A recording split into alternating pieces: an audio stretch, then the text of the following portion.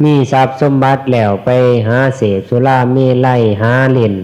มวนสนุกไปวันๆบุญกุศลบ่สร้างศีลทานภาวนาบ่เตียงต่อมันสิก่อตั้งแต่กรรมบาปให้สิลงหมอแผ่นแดงพุ่นว่าถ้าว่ามอดมองนี้ปกติมื้อนี้เป็นวันสำคัญอาตมาก็บ่ค่อยได้เบิ่งปฏิทินนะก็เลยมาพิจารณาหวยมื้อนี้เป็นมื้อสำคัญตัวถ้าทางอำเภอเมือง30นี่เฮ็ดบุญเขาประดับดินทั้งประเทศนับถือศาสนาประเทศจีนเขาก็เฮ็ดคือกันเด้เฮ็ดคือกันแบบลักษณะบุญเขาแต่บ่เอิ้นว่าประดับดินแบบบ้านเฮาแต่ปั่นป่วยเฮาบ่เคยเฮ็ดคือเอิ้นว่าวันพบญาติทางดวงวิญญาณญาติทั้งหลายสิมาจากที่สานุทิศเพิ่นบอกว่าดึงฤดูเดือนเก่าฤดูแห่งวัฏสาการประชาชนชาวเมืองกันเราเตรียมเอาไว้ผ้ากันท่านยังเขาประดับดินกินก่อนถ้ายกท่านถอดให้สังโฆเจ้าสู่พายเดือนนี้ได้เพิ่นบอกว่าถึงฤดูเดือนนี้ย่อมพิบาลปล่อยเปรตกับทั้งสัตว์นรกหายในหมอแผ่นแดงส่วนมาเปรตนรกหายถือปลดไปเมืองคนเขาก็สารวนหาศาสตร์เช่งซุ่มเสือเงาคนไปหอดพวกเทวดาพวกละทุงเทพไทยฝูงเทพไทยก็ลงมาเยี่ยมญาติโกโหติกาว่าลูกหลานเฮาสิเขาวัดเขาฟ้าทำบุญกุศลศีลทานบ่ว่าซั่นนะคันบ่ทานก็น้อยใจเปรตลังโตคันพี่น้องบ่เฮ็ดบุญให้ก็เสียใจทุกข์ยากลำบากพอหยังมันจังเป็นเปรตนี่เว้าตัวนี้ก่อนเพราะว่ามันบ่ได้สะสมบุญมั่วแต่เพลิดเพลินหลงมวนแม่ใหญ่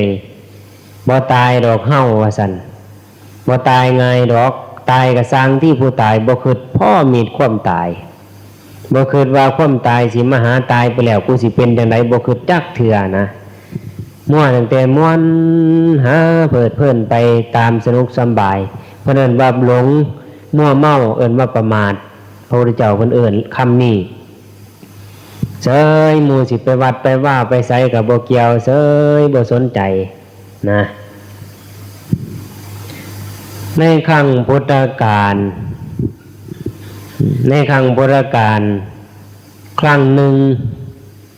พระเจ้าประเสนที่โกศลนอนคืนฝันเป็นประหลาดต่างเมียฝันบานพญาประเสนนี่ฝันได้ยินเสียงสัตว์น่าจะเพิ่งกลัวเป็นเสียงอุทานว่าจะเบาอันนี้เบาให้ไม่ไงผู้ใดเคยไปปฏิบัติธรรมอาตมาเทศบ่อยๆเทศเรื่องความบ่ประมาทตีไม่เอาคนเปื่อยกับบางคนบ่ทันได้ยินก็สิเว้าสู่ฟังสัตว์ทั้งหลายเหล่านั้นมันห้องดังในราตรีกลางคืนทูว่าซั่นเสียงเย็นไปหอดกระดูกพุ่นตัวที่สองห้องทูตัวที่แรกทูตัวที่สองสาตัวที่สามนะตัวที่สี่ห้องโซสี่ตัวห้องเบิดขึ้นพระเจ้าประเสนที่ขนหัวลูกบานนอนบ่หลับย่านขนขิ้งตังแกงแน่บ่แกงแน่หาหมอโหนมาทำนายท่ายถักฝันอัศจรรย์ได้มั้ยไงบ่แม่นฝันลาบลอยดอกโทสะนะโสมันห้องอยู่ตลอดราตรีก็เลยเอาหมอโหนมาทำนายอันหมอโหนก็ถ้วยบ่ถือบานธรรมดาคนเราเมื่อเกิดมีภัยคุกคามแล้วย่อมถือเอาภูเขาบ้างป่าไม้บ้างอารามและลูกขเจดีย์บ้างเป็นสารณะว่าซั่นมีพามีไงทำวัดได้นั่นเขาในลักษณะนี้มีความหมายของมันถ้าเป็นหยังมาฝันบ่ดีว่าซั่นแล่นหาไปรดน้ำมุ่นหาหลวงพ่อสิตายมาดอกพี่เขาเจ้าศูนย์นอนบ่ดีฝันเสด็จใสละครูบาอาจารย์อยู่ใสบานไปรดน้ำมุ่นสะดอเคราะห์ต่อชะตานั่นคือคนเพราะว่าเมื่อเกิดภัยคุกคามแล้วจังแล่นหานะ พระพุทธเจ้าเพิ่นว่านั่นบ่แม่นสรณะอันประเสริฐบ่แม่นที่เพิงอันประเสริฐที่เพิงอันสูงสุดที่ประเสริฐนั่นคือยึดหลักพุทธธรรมแล้วมีศีลมีปัญญาเอาตัวรอดสะสมบุญญาบารมีเหตุหลายๆ หลังจากนั้นหมอโหนก็ขีดเลขเขียนย่ามแล้วว่าถ้าสิถ้วยบอกว่าสิถ้วยสิเว้าว่าบ่ฮู้จักกะยันพระเจ้านี่ลงพระเจ้าแผ่นดินลงอาญาเพราะว่าเป็นหมอโหนอยู่ในราชวังนี่บ่ถ้วยบ่ถูกนี่บ่ได้ต้องถ้วยได้นะแต่ว่าเจ้าของถ้วยบ่ได้ต้องหาอุบายก็เรียกว่าโยกมือกันโอ้ยว่าขอเดชะความฝันของพระองค์นี่เป็นเหตุบ้านเมืองสิล่มหลวงภัยอันตรายสิเกิดขึ้นแก่พระองค์ว่าซั่นเบ้าขึ้นซ้ำนี่พระเจ้าประเสนทีโกศลเหือแตกเหือไหลน้ำผากมันบ่ว่าแต่พระเจ้าประเสนได้น้อคือไม่ไงนี่ร้องฝันบางทีล่ะฝันเห็นหยังต่างๆไปหาหมู่ล่ะห้วยมาดูหม้อล่ะเจ้าสิมีเคราะห์ตัวว่าซั่นห้วยมาสินอนหลับ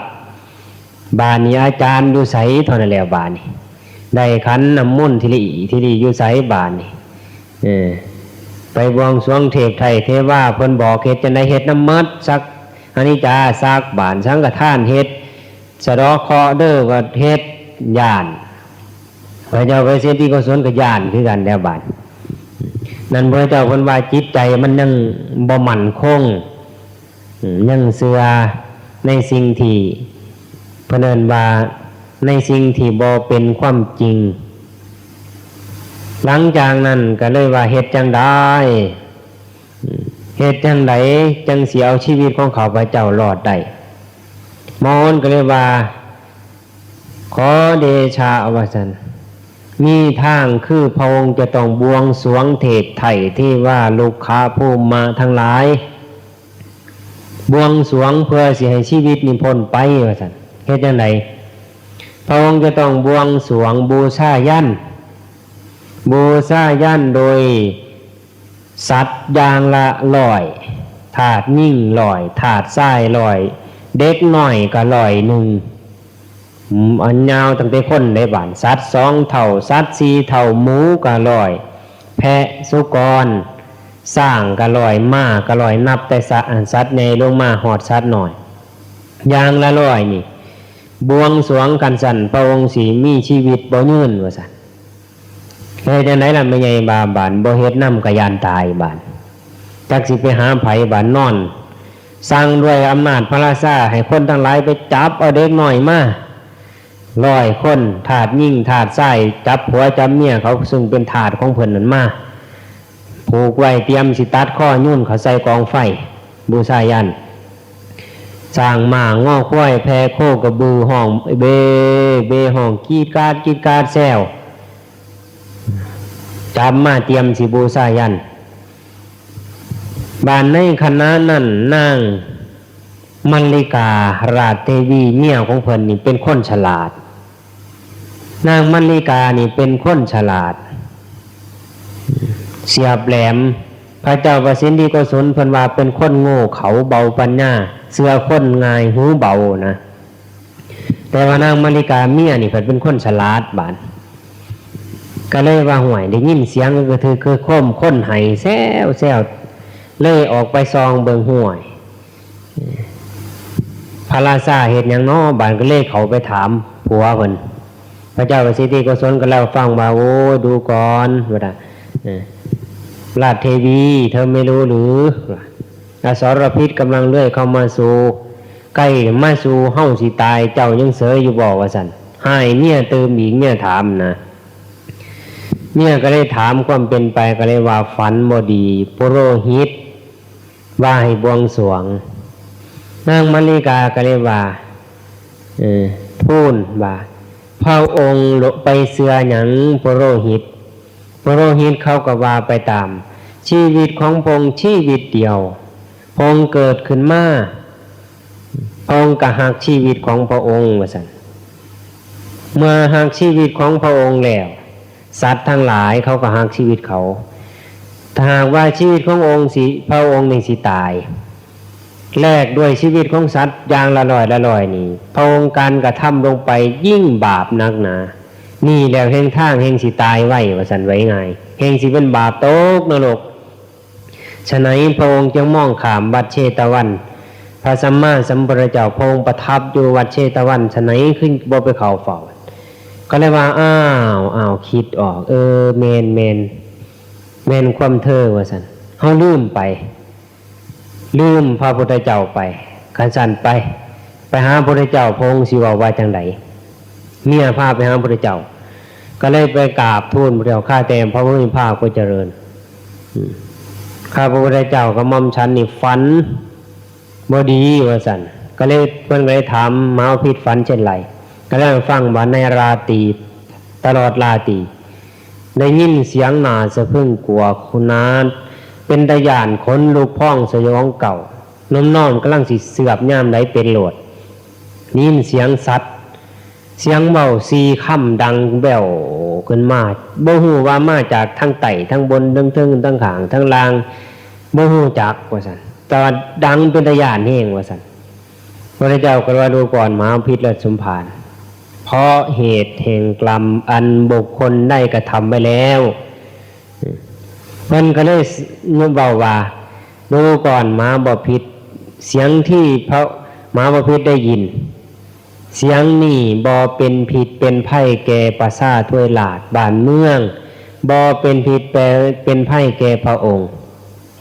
แต่เสียงนี่เป็นเสียงของสัตว์นรกเพิ่นว่าเป็นเสียงของพวกสัตว์นรกร้องโอดโอยครวญครางถึงทุกขเวทนาแล้วก็สำนึกบาปว่าซั่นนะมันก็เลยถามว่ามันห้องว่าจังไดว่าซั่นก็ห้องว่าทุอันที่หนึ่งว่าซั่นตัวที่สองสาตัวที่สามนะตัวที่สี่วาโสว่าซั่นมันก็เลยว่าสัตว์นรกนั่นมันมีกรรมดูก่อนมหาพิษราชสมภารนับถอยหลังไปครั้งพระเจ้าองค์ก่อนพูนมีบุตรเศรษฐี4 คนมีทรัพย์สมบัติคนละ40 โกฏในเมืองพาราณสีประชาชนทั้งหลายได้ยินว่าพระสัมมาสัมพุทธเจ้าพระองค์นั้นเสด็จมาคนทั้งหลายนั่นเขาบ่นอนรับทับสิทธิ์เสียสละปัจจัยปลังไหลไปวัดว่าล่ามฟังเทศฟังธรรมเจ็บเป็นทายโยกับเอิญพี่เอิญน้องเก็บสิ่งเก็บของทำบุญสังฆทานภิกษุสงฆ์องค์สามเณรพระสัมมาสัมพุทธเจ้าเป็นประธานเขาเฮ็ดกันบ่ทีบนะไม่ไงบานนี่หมอนี่เพิ่นเป็นเศรษฐีบานอันม่วนเฮ็ดนั่นบ่รวยพอเล่าดอก4 คนเพิ่นเป็นเศรษฐีก็ปรึกษากันโอ้ยหมวดนั่นมีประโยชน์อะไรกับการเอาของที่เฮาไว้ดีนี่เอาไปให้แก่พระสัมมณะหัวโลนเพิ่นว่าบ่ประโยชน์อีหยังว่าซั่นเฮานี่มีทรัพย์สมบัติเฮาควรจะทำให้เป็นประโยชน์กว่านี้ว่าซั่นเพิ่นปรึกษากันได้บานปรึกษาทางชั่วๆนะมีปัญญาอยู่แต่ว่าใส่ไปในทางชั่วๆปรึกษากันว่าเฮามีทรัพย์นี่เฮ็ดจังได๋เว้ยทรัพย์นี่จังมีประโยชน์แก่เฮาว่าซั่นสิเอาไปให้สัมมนาสีพราหมณ์นักบวชกินซื่อๆนี่เฮาว่าบ่ประโยชน์แล้วเพิ่นว่าเฮาบ่เห็นได้หยังเห็นบ่ม่วนเอาไปนั่นบ่เห็นได้หยังเอาไปเต็มปิ่นโตกรรมมาเห็นแต่เกี่ยงไม้ลายว่าซั่นคันว่าได้ตอนบุญใส่บุญอยู่ไสเอิ้นเฮาบ่เห็นพ่อมิตรคันว่าทำบุญละรวยคือจังบ่รวยทอหมู่เฮาเพิ่นว่าหมู่เฮานี่แฮงรวยขึ้นว่าซั่นหลังจากนั้นหมอนึงก็เลยว่าเอาจังซี่เมื่อเรามีทรัพย์สมบัติอยู่เราจะให้คนหาสุรามีสีต่างๆมีรสอันเข้มมีสีต่างๆรสอันเข้มแล้วก็นำเนื้อเอามากินแกมแซ่บมีแล้วชีวิตเฮาจังสิดีว่าซั่นหมอนึงออกหัวคิดหมอที่2ในวันเพิ่นว่าแม่นความโตเสียวหมอว่าซั่นเอาจังซี่เฮาสิคนเอาข้าวแห้งข้าวสาลีไปหมักดองไว้ตลอด3 เดือน3 ปีใส่โอ่งใส่ไหใบมัก ให้มันสีมันเข้มมันแห้งดีกีสูงแล้วเขาจังเอามาสู่กันกินว่าซั่นบอกไงว่าเฮ็ดเราโทษนะเพิ่นได้ความคิดขึ้นมาเฮ็ดเราโทษมันจังคักว่าซั่นหมอที่สามมาถือความโตไว้เอาจังสี่เฮาสิไปให้พวกทาสกรรมกรเฮานี่ทอดเนื้อแซ่บหมูเท่านั้นห้องจีบๆอยู่นะเสียไปมันสิเอาหลายปานใดไปปาดมาทอดดีๆปิ้งย่างกินแซ่บๆไก่อยู่หันอยู่มองนี้ง้อควายตัวนั้นตัวนี้เป็นตาแซ่บว่าซั่นยาวทรัพย์สมบัติเฮาหลายว่าซั่นหาแนวแก้มนะมอนได้แนวแก้มหมอที่สี่ว่าอ้าวเมื่อหมู่ออกความคิดหมอที่สี่ก็บ่น้อยนะก็เลยออกความคิดว่าเอาจังซี่ธรรมดาสุรานารีเป็นของคู่กันว่าซั่นขึ้นชื่อว่าทรัพย์ทั้งหลายเมื่อให้แล้วหญิงทั้งหลายไม่ต้องการไม่มีว่าซั่นเฮาสิจ่ายทรัพย์ของเฮานี่ไปหาแม่ยิ่งลูกไผก็ตามเมียไผก็สร้างสิ่งงามๆนี่เอาเงินฟาดหัวเปะโลดว่าซั่นจ้างมานอนนำไม่ง่ายไม่ไงภาษาบาลีเอิ้นว่าทำปริทารกกรรมการประพฤติผิดประเวณีล่วงเกินภรรยาของบุคคลอื่นนั่นเป็นบาปแห้งเลยตัวนี้เป็นบาปแห้งปริทารกกรรมชื่อมันหลังจากนั้นก็4คนนี่ก็เกมสุราเมลัยตันสัตว์อยู่ไสเป็นตะแสบไปเอามาปาดตาแข็งใบทอดกินก่อยซกเล็กลาบแซ่บลูกผู้ใดเมียผู้ใดสิงามๆเนไปจ้างมานอนนำเบื่อแล้วก็ไล่หนีเฮ็ดอยู่หั่นต้นอันเฒ่าจนแก่จนตายบ่แม่นธรรมดาได้บ่แม่นเฮ็ดมื้อนึงมื้อเดียวเฮ็ดโดนเติบเมื่อตายไปแล้วบัดเมื่อคนทั้งหลายเมื่อพระสัมมาสัมพุทธเจ้าพระองค์นั้นปรินิพพานแล้วอริยสาวกทั้งหลายนิพพานคนทั้งหลายผู้ให้ทานแก่พระสัมมาสัมพุทธเจ้าทั้งหลายเขาเหล่านั้นพากันไปเกิดในสวรรค์ตั้งแต่สันจาตูมไปหอดสันดุสิตขึ้นไปผู้บำเพ็ญ ภาวนากับไปหอดพรหมแต่ว่าไอ้2เท่านี่ไปใส่บาตร4เท่านี่4คนนี่บาตรบ่ได้ไปสวรรค์นำเขาได้บาตรโดดลงนรกโลดทันทีไปสู่นรกอเวจีมหานรกพ้นจากหันลงไปสู่โลหะกุมพีมหานรกบ่ธรรมดาที่ตกจากปากเพิ่นว่าโลหะกุมพีนรกเหมือนอุปมาเหมือนกับหม้อบักใหญ่ซึ่งมีน้ำตั้งไฟเดือดต้มน้ำพดบุกนะโลหะกุมพีตกลงไปสู่ปากหม้อนั้นเทื่อสิจมลงหอดก้นอ่างของหม้อพุ่นว่า 30,000 ปีจากปากลงไปก้นเนาะ 30,000 ปีจากก้นขึ้นมาสู่ปากอีก 30,000 ปีเป็น 60,000 ปีเทื่อสิฟูขึ้นมาได้เป็นไงคือการกำลังต้มอันแกงจังซี่นะเฮาดังไฟแห้งนี่ต้มปลามันฟดปุ๊ดบ่ข้าวมันก็สิจมลงไปแล้วมันก็กลับขึ้นมาจมลงไปกลับขึ้นมาจังซี่นะแต่ว่านี่ใช้เวลาจัง6 ปีจังขึ้นมาฮอดขึ้นมาแล้วก็เดข้อขึ้นบิดเนื้อน้ำได้ทั้งข้อก็ห้องขึ้นทุว่าซั่นก็จมลงไปอีกด้วยความเร็วของนรกขนาดเร็วปานก็ใช้เวลาเป็น 60,000 ปีหมอที่2เดข้อขึ้นมาก็ซาว่าซั่นจมลงไปอีกหมอที่3นะ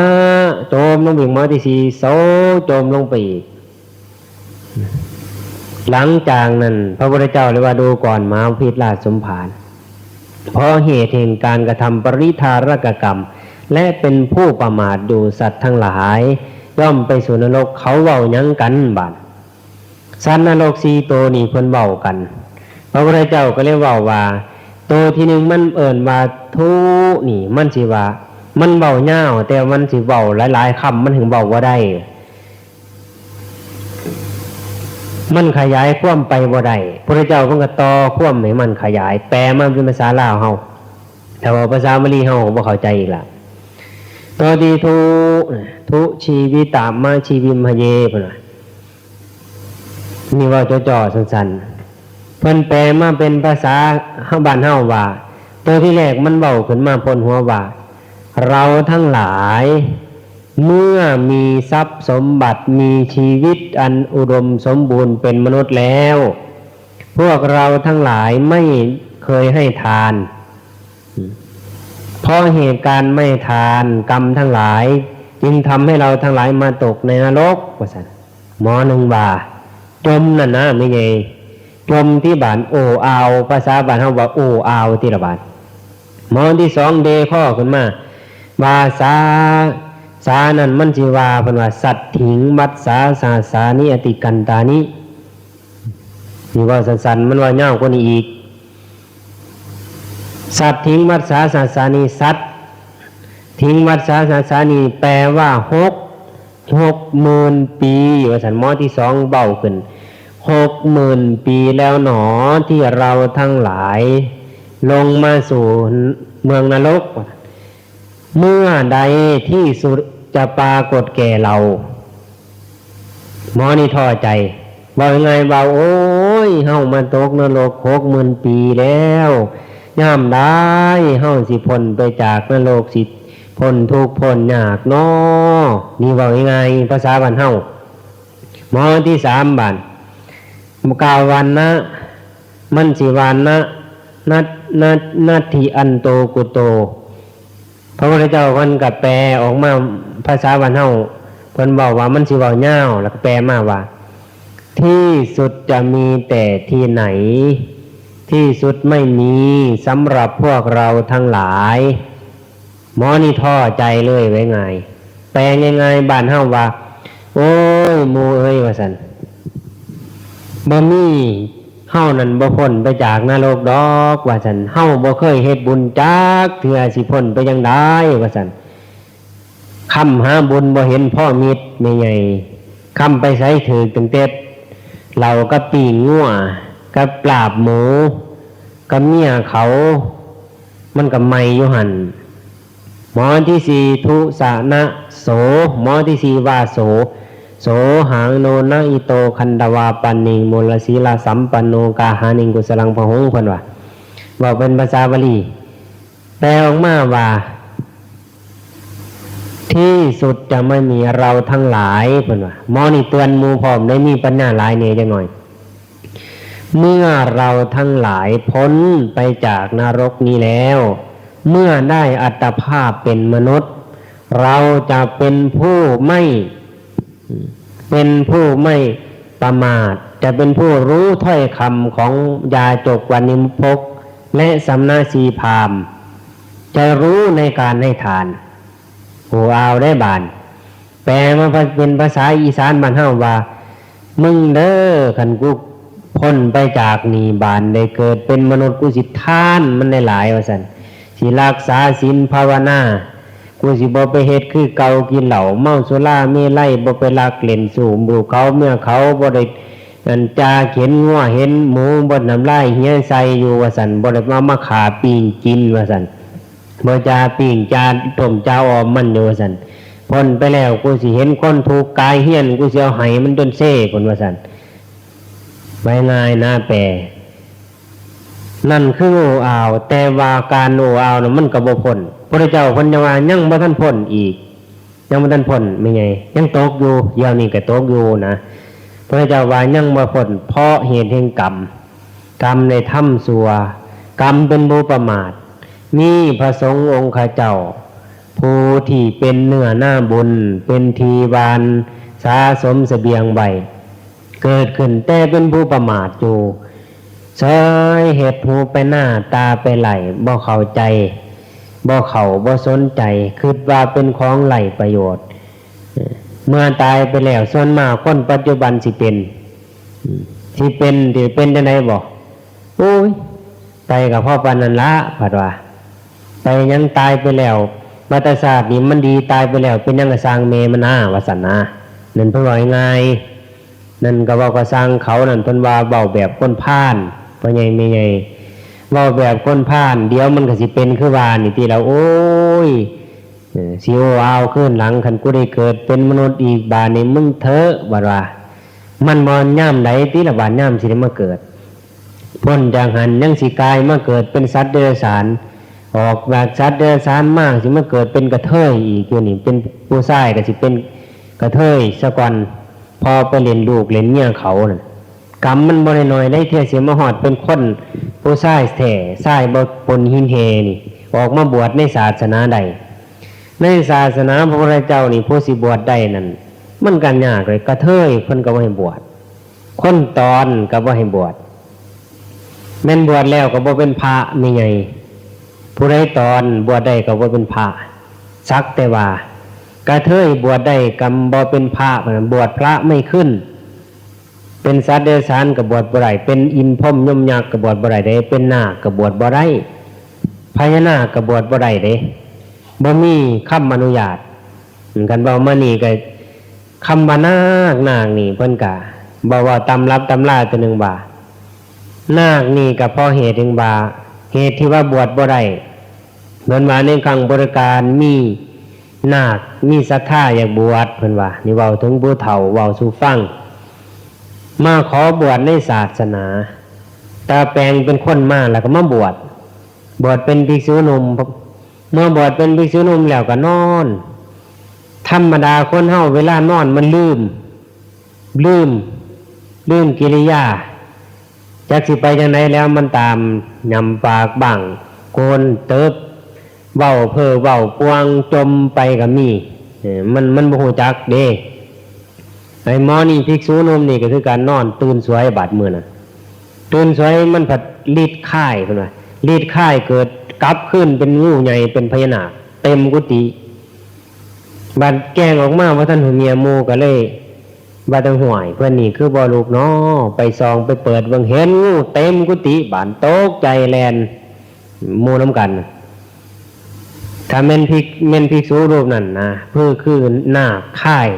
ลีดมันหมดมันลืมข้าวนอนหลับนอนเผลอนอนตื่นสวยโพดมื้อนั้นหมู่ฮู้จักก็เลยมีพุทธานุญาตเพิ่นว่าพุทธาบัญญัติไว้ห้ามสัตว์เดรัจฉานบวชในศาสนาแล้วเฮ็ดจังได๋บ่ว่านาคกันทั้งหลายก็แล้วโอ้ยเฮ็ดจังได๋ข้าพเจ้ามีศรัทธาอยากบวชถ้าบ่ให้บวชขอฝากชื่อไว้นำบ่ได้บ่ซั่นฝากก็ได้เพิ่นว่าก็เลยฝากชื่อไว้เพิ่นว่าเป็นพ่อนาคก่อนสิบวชก็เลยเอิ้นว่านาคก็เลยเอามาเฮ็ดนาคไว้ประจำเฮ็ดหัวนาคมัดบาทก็เฮ็ดหัวนาคในน้ำมันไม่ใหญ่บ่ใหญ่นั่นน้ำมาจากหันจึงพา